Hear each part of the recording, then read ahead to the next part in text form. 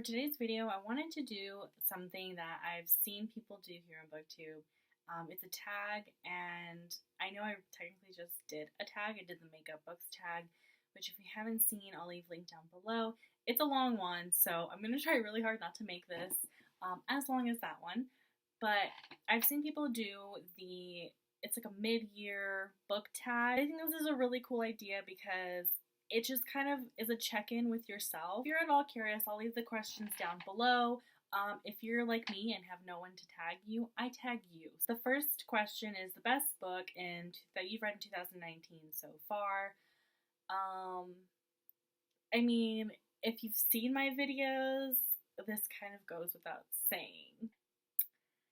I really don't want to talk more about this because I have talked so much about this on my channel, at least I feel like. So I'm just gonna say this book is fantastic. I loved it. It caused a month-long reading slump for me. That's about it. Like, it doesn't get much better than this. So the next question is the best sequel you've read so far in 2019. Okay, I had to recheck my Goodreads because I wasn't sure if I read these in 2019, but I did. So naturally, Crooked Kingdom has to make the list. Like, I don't know what took me so long to pick this duology up, because I read the Grisha trilogy and super loved them, and so when I heard about the Six of Crows duology, I was like, yeah, this sounds like it's gonna be great, like, I'll pick it up.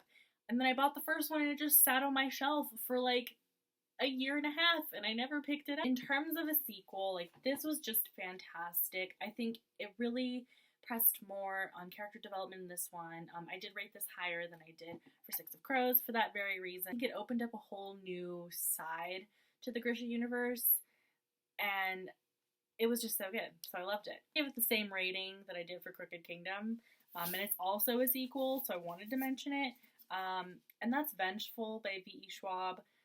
I read Vicious in October last year for Spookathon, and it blew my freaking mind. It was my favorite read of the Spookathon, probably my favorite read of last year. Like, it was so good.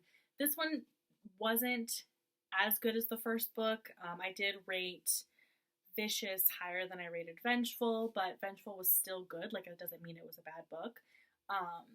I think the addition of the two female characters was really good. I think they could have been fleshed out a little more to make them just as likable, if not more integral to the story as Victor and Eli were. So the next one is a new release that you haven't read but want to.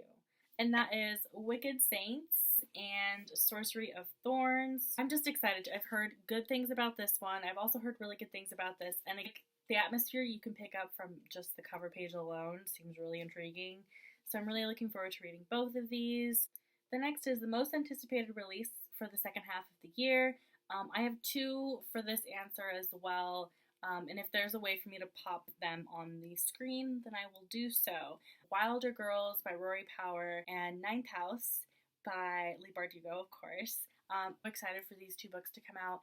And it's interesting because Wilder Girls is actually a book that I wouldn't typically pick up. I just heard this was like sapphic horror, thriller-ish, and then girls, and I heard it was queer, and then I was like, you know what?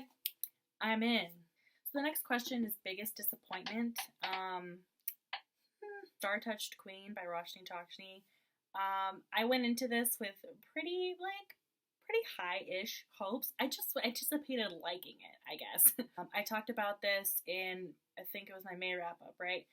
I'll leave that link down below where you can find out more about this because I don't really want to get too much into it. But just know that I didn't like it. I was just confused. I was confused on how the world worked, confused on how magic, if it was called magic, functioned in this world. The main character kind of stayed one note flat throughout the entire book.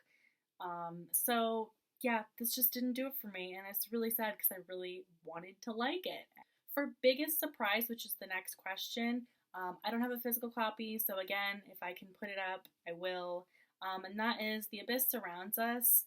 I, again, talked about this in my May wrap-up. Wasn't what I was expecting, but in a very good way. It's a short book, but yet a lot gets packed into that short amount of pages. but just the right information. Like, the characters are just so well done. The romance in there is very like, it's kind of slow burnish, and it's like enemies to lovers, and it was really good. And so favorite new author, I feel like I'm gonna get some comments for this, but for me, my answer is Christina Lauren. And the reason it's Christina Lauren is because I read my first Christina Lauren this month, actually. Read The Unhoneymooners by Christina Lauren, and it was so good. Like, I've heard of Christina Lauren, seen her books floating around, and I never felt compelled enough to pick them up. Then I heard about The Unhoneymooners, and I saw the cover. The cover's freaking beautiful. And then I heard there was enemies to lovers trope. There was fake dating, and I was like, I'm in. Next one is new fictional crush.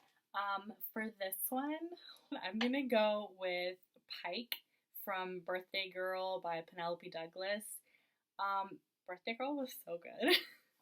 If you are into like age difference, and you like the smutty romance books with some slow burn, because this one took forever to get to like the steamy bits, then Birthday Girl by Penelope Douglas is the book for you. So, new favorite character.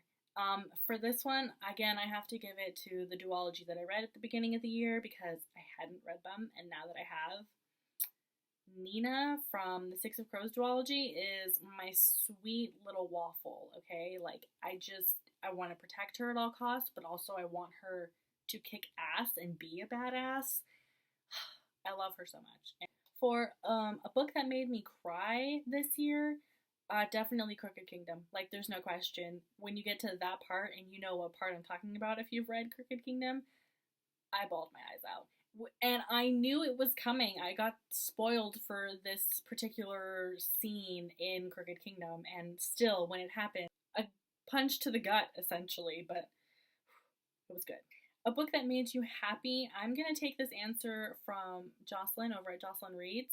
She chose The Unhoneymooners, and the second she said that answer and was explaining why, I was like, yes, I agree with all points. Like, The Unhoneymooners just makes me so happy.